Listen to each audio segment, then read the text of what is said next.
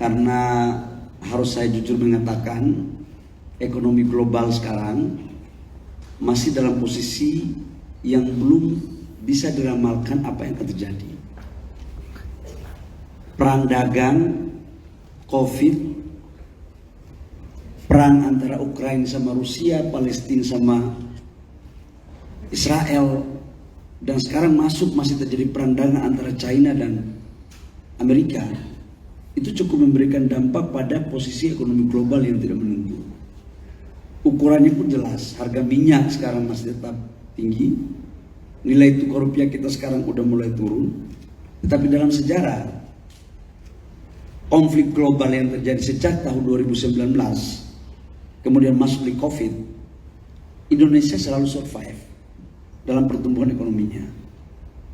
Kenapa survive? Ada 3 rumus. Postur pertumbuhan ekonomi kita itu didorong oleh konsumsi, investasi, dan ekspor impor. 53% itu konsumsi, 30% investasi. Dan yang kedua, GDP kita 61% itu dari UMKM. Dan UMKM ini punya kontribusi yang besar. Dan itulah kemudian kenapa menjadi alasan di tengah gempuran global ekonomi yang tidak menentu, fondasi ekonomi nasional kita kuat. Dan kontribusi UMKM ini dari total tenaga kerja yang ada 130 juta di Indonesia, 120 juta itu UMKM. Nah, apa yang saya mau sampaikan, saya punya keyakinan ABJI salah satu UMKM yang berada pada garda terdepan untuk mempertahankan penguatan ekonomi nasional.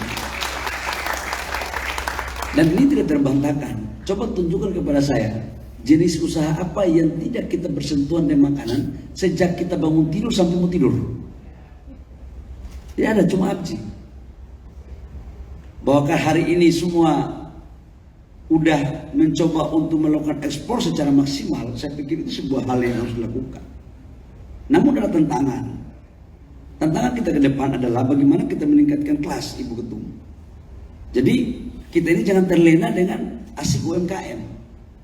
Yang gede-gede ini tepuk tangan. Itu seperti teori anak ayam. Ada beras 10 ton. Ayam dan anak-anaknya dibukain 1 ton baru dihambur. 9 tonnya diambil oleh yang lain. Analogi ini jangan sampai kita menjadi anak ayam, ambil 10% dari beras yang ada 100%. Nah, karena itu apa? Meningkatkan kapasitas. Jadi peran Ibu Tasya ke depan tidak hanya menambah jumlah pengusahanya, tapi bagaimana meningkatkan kualitas dan networking. Dalam posisi itu tadi Pak Ketua Panitia Pelantikan menyampaikan kepada saya tentang kolaborasi. Ada deputi saya di sini nggak ya? Nggak ada deputi. Ya udah, Dek, nanti tulis ya. Panggil deputi Dalax, inventarisir investasi-investasi yang mau masuk sekarang. Suruh Catherine-nya dikoordinasikan sama